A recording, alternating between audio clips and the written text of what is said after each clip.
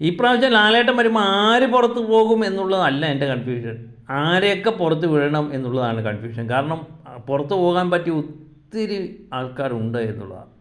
പഴയ ആൾക്കാരിൽ പലരെയും നമ്മൾ നമ്പരിട്ട് നിർത്തിയിരുന്നു, ഇന്നാളിനെ ഈ പ്രാവശ്യം വിടാമെന്നൊക്കെ. പക്ഷേ അവരെ കവച്ചു വെക്കുന്ന പ്രകടനമാണ് പുതിയതായിട്ട് വരുന്ന പല മത്സരാർത്ഥികളുടെ കയ്യിൽ നിന്നുണ്ടാകുന്നത് എന്ന് തന്നെയാണ് മനസ്സിലാകുന്നത്.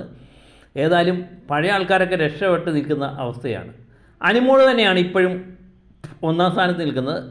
അനിമോൾ വോട്ടിംഗ് തുടങ്ങി അന്ന് മുതൽ തന്നെ അനിമോൾ തന്നെയാണ് ഒന്നാം സ്ഥാനത്ത്.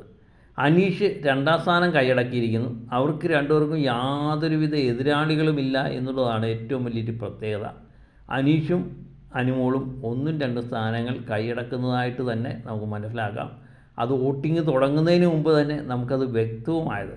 പിന്നെ മൂന്നാം സ്ഥാനത്ത് ആദില നിൽപ്പുണ്ട്. ആദിലയെ സംബന്ധിച്ച് ഈ പ്രാവശ്യം നോറ ഇല്ലാത്തതുകൊണ്ട് നോറയുടെ വോട്ടും കൂടെ ആദിലേക്ക് കൃത്യമായിട്ട് കിട്ടും എന്നുള്ളത് 100% ഉറപ്പായിരുന്നു.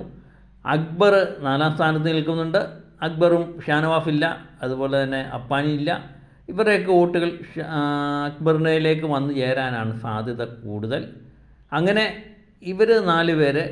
അതുപോലെ ഈ പ്രാവശ്യം ആര്യനുണ്ട്. ജിഫയിലില്ലാത്തതുകൊണ്ട് ആര്യൻ്റെ കാര്യം വളരെയധികം സേഫാണ്. അതുപോലെ അഭിഷേക്, ബിന്നി, റെന, നെവിന് ഇതൊക്കെ തന്നെ പഴയ ആൾക്കാർ തന്നെയാണ്.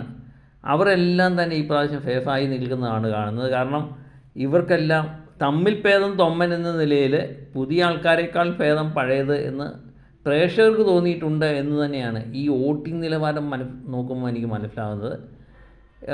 ലാസ്റ്റ് സ്ഥാനങ്ങളിൽ നിൽക്കുന്നത് എല്ലാവരും പുതിയ ആൾക്കാർ തന്നെയാണ്. നമ്മുടെ ലക്ഷ്മി, മസ്താനി, അതുപോലെ പ്രവീണ്, ഫാബുമോൻ, ഇവരൊക്കെ 4 പേര് തന്നെയാണ് ലാസ്റ്റ് പൊസിഷനിൽ നിൽക്കുന്നത്.